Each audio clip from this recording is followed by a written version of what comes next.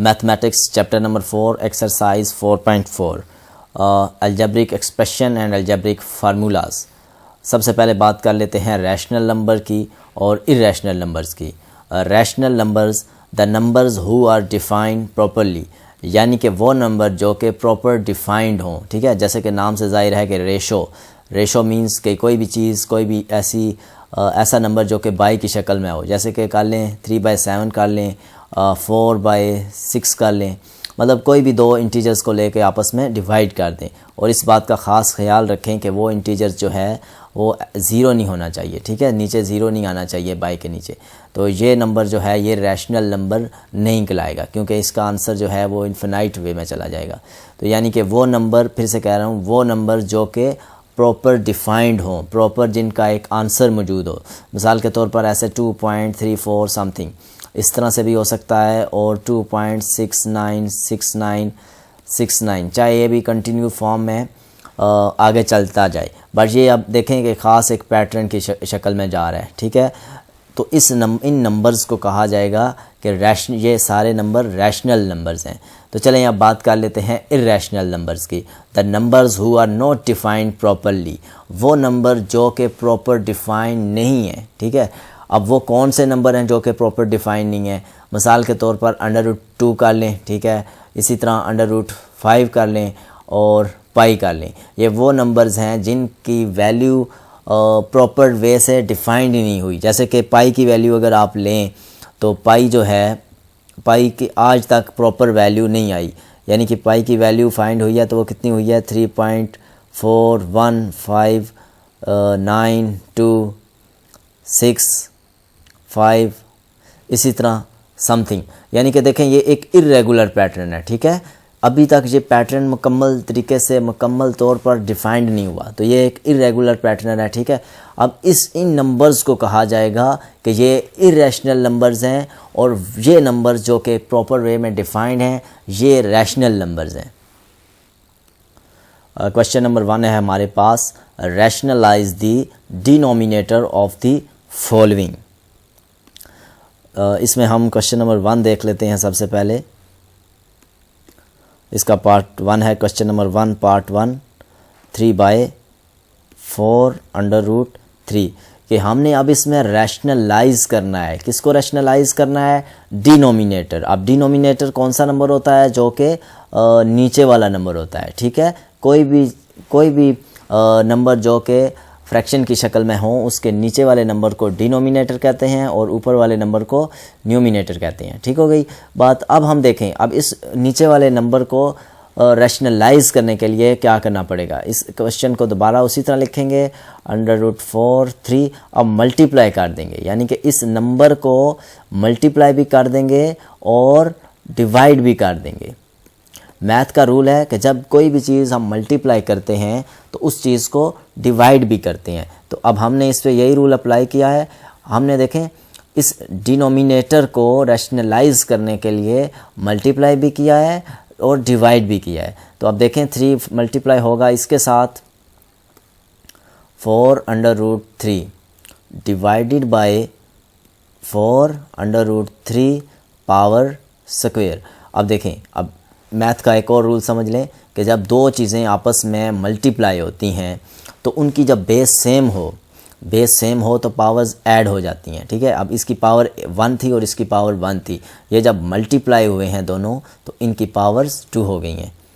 तो अब आगे देखें, 3×4=12 डिवाइडेड बाय, अब 4 का स्क्वायर क्या होता है? 4 का स्क्वायर होता है हमारे पास 16, और ये स्क्वायर इसके साथ कट जाएगा। ये ऐसा क्यों किया? क्योंकि ये होल का स्क्वायर है। जब होल का स्क्वायर होता है तो फिर वो दोनों वैल्यूज़ पे अप्लाई होता है। अब यहाँ पे आ जाएगा हमारे पास 3।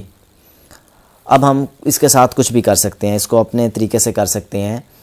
मसलन इस 3 को 4 से काट सकते हैं, 3×4=12, और इस 4 को इस 16 के साथ काट सकते हैं, यानी कि √3 डिवाइडेड बाय 4।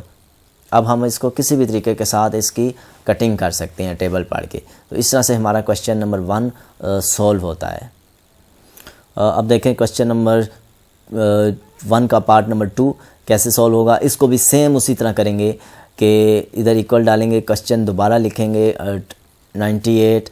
अब इस अंडर रूट 98 को इधर मल्टीप्लाई भी करेंगे और डिवाइड भी करेंगे दोनों तरफ।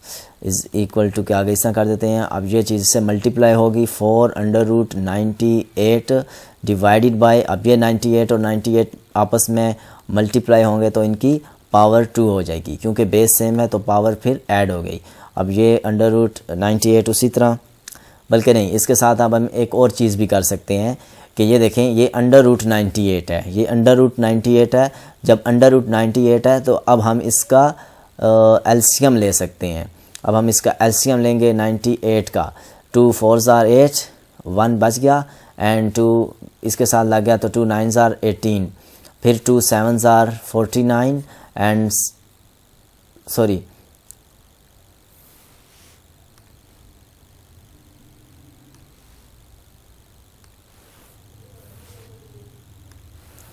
7 7 आर 49, यहाँ से मिस्टेक होगी थोड़ी सी, इसको दोबारा से इस तरह कर लेते हैं। 7 7 आर 49, तो 7 1 आर 7, तो हमारे पास जो नंबर आ गए वो हमारे पास अब ये वाले नंबर आ गए। ठीक है, अब हम इसको थोड़ा सा इधर लिख लेते हैं, इधर नहीं लिखते, अब हम इसको इधर लिख लेते हैं।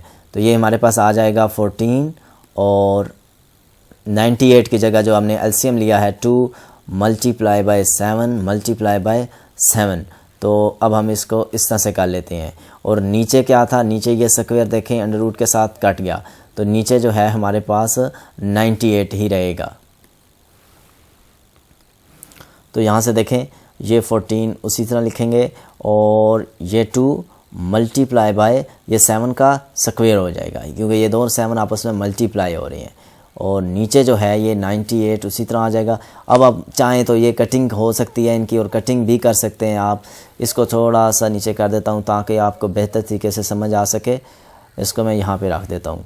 तो अब देखें कि ये जो है ये 14 और 98, अगर आप टेबल पढ़ें तो 14 7 आर 98 होता है। ये मैंने डायरेक्ट कर दिया है। अब चाहें तो आप 2 के टेबल के साथ दोनों की कटिंग करके उस तरह से भी कर सकते हैं और इस तरह से भी कर सकते हैं। तो ये जो अब 7 है, ये जो 7 है ये अंडर रूट के साथ कट जाएगा, यानी कि 7 जो है वो बाहर आ जाएगा और अंडर रूट 2 जो है वो अंडर रूट के अंदर ही रहेगा। और नीचे ये देखें 7, और फिर 7 से कट जाएगा और इस क्वेश्चन का आंसर जो है वो अंडर रूट 2 आ जाएगा। और ये क्वेश्चन भी हमने बड़े ही अच्छे तरीके से कर लिया। तो यहाँ पे देखें आप क्वेश्चन नंबर 1 पार्ट नंबर 3 इधर इक्वल डाल देंगे। ये क्वेश्चन दोबारा से उसी तरह लिखेंगे, ये वही फॉर्म रहेगी इसमें 27। अब इसके भी डिनोमिनेटर को रेशनलाइज करना है, तो डिनोमिनेटर को दोनों तरफ मल्टीप्लाई भी कर देंगे और डिवाइड भी कर देंगे। ये 27 उसी तरह आ गया, फिर नीचे divide and again 8 multiply by, ये डॉट का मतलब मल्टीप्लाई होता है, इस पर कन्फ्यूज़ ना हो जाइएगा, बहुत सिंपल है ये। अब ये देखें 6 को अगेन मल्टीप्लाई करेंगे, 6 को किसके साथ मल्टीप्लाई करेंगे, 6 को मल्टीप्लाई करेंगे अंडर रूट 8 के साथ, और अंडर रूट 8 को मल्टीप्लाई करेंगे 27 के साथ। तो अब ये जो है under root 8 into under root 27, इसकी पावर भी 2 हो जाएगी। अब ये मैं बार बार इसलिए बता रहा हूँ ताकि आपको बेहतर तरीके से समझ आ सके।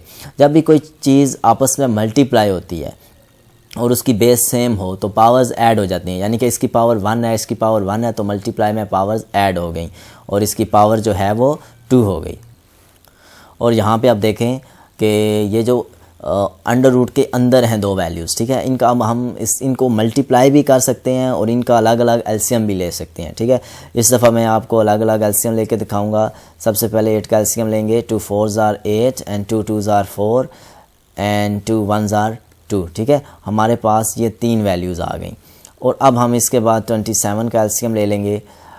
ये हम रफ वर्क कर रहे हैं तो इसलिए मैं यहाँ पे एक लाइन ड्रा कर देता हूँ ताकि आपको अच्छे से समझ आ सके। ये हमारा इस साइड रफ वर्क है। तो देखें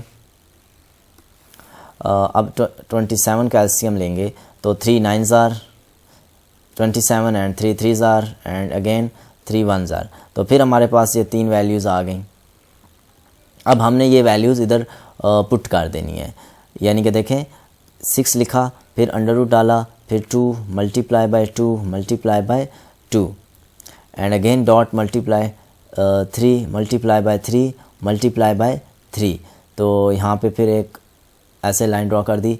तो अब बात आती है कि ये देखें, अब ये स्क्वायर इसके साथ भी कट रहा है, इसके साथ भी कट रहा है। क्यों कट रहा है? क्योंकि ये होल का स्क्वायर है।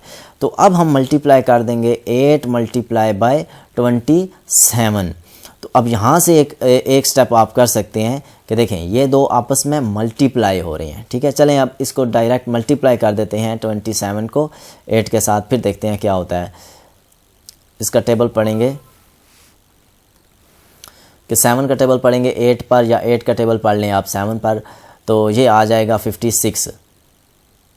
6 हम इधर लिखेंगे, 5 हम उधर ऊपर ले जाएंगे 56 का। अब 8 2s are 16 एंड 5 ऐड करेंगे तो ये 21 हो जाएगा, यानी कि ये हो गया हमारे पास 216 इसका आंसर आ जाएगा। अब वो बाद में लिखेंगे।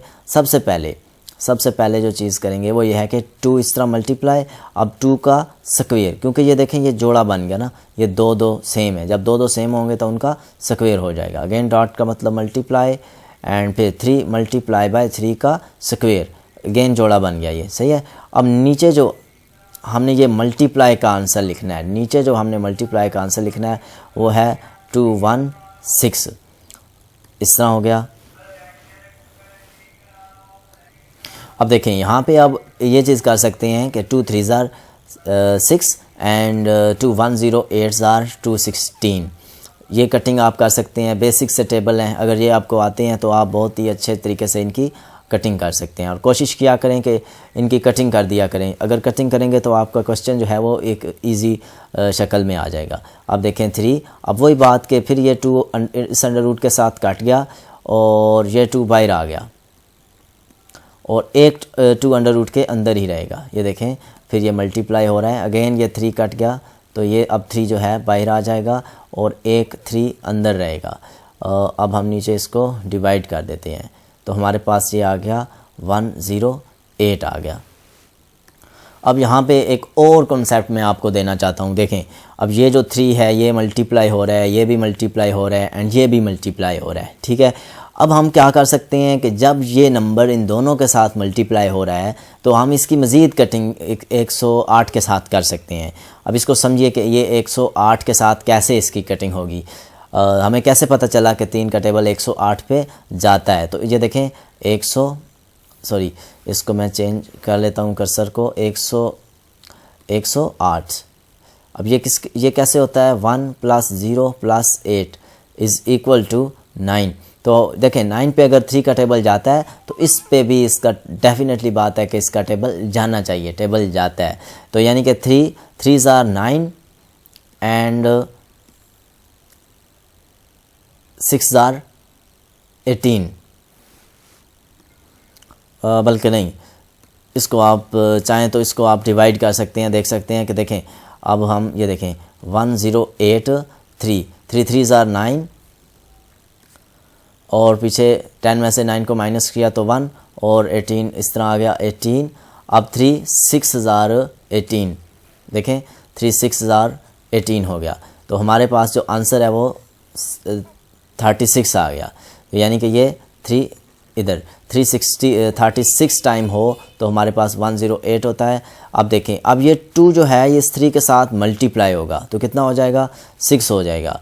और ये √2 मल्टीप्लाई हो रहा है इस √3 के साथ। चलें इसको अगले स्टेप में हम मल्टीप्लाई कर देंगे। नीचे जो है 36 आ गया।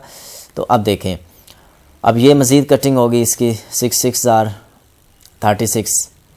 तो हमारे पास इधर आ गया 1/6 एंड ये 2। जब देखें एक और कंसेप्ट समझ लें कि जब दो नंबर्स आपस में मल्टीप्लाई हो रहे हैं और वो अंडर रूट में, तो वो हो सकते हैं 2 3s are 6 कर देंगे और ये हमारे पास इसका आंसर भी 6 आ जाएगा। तो इस तरह से अब ये इसका आंसर भी हमारे पास आ गया √6 / 6।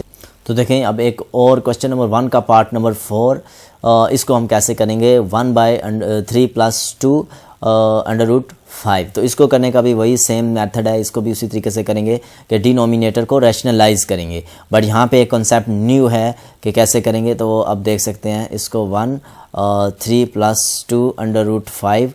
अब इसको जब मल्टीप्लाई करेंगे इस नीचे वाले डिनोमिनेटर को, तो इसको बिल्कुल उसी तरह मल्टीप्लाई करेंगे बट इसका साइन यहाँ पे प्लस का है, ठीक है, पॉजिटिव साइन है, तो ये साइन नेगेटिव हो जाएगा। अब यहाँ पे इस रूल में जस्ट सिर्फ थोड़ी सी चेंजिंग करनी है कि 3 minus 2 under root 5 and 3 minus 2 under root 5 कर देना है इसको।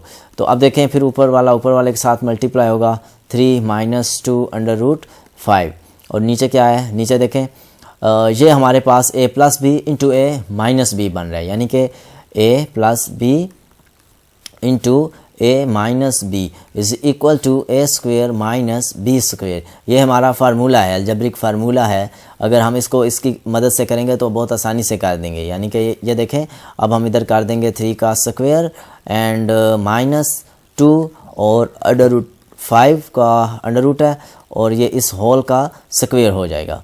तो देखें ये स्क्वेयर कर दिया, इधर इक्वल डाल दिया 3 माइनस 2 अंडर रूट 5।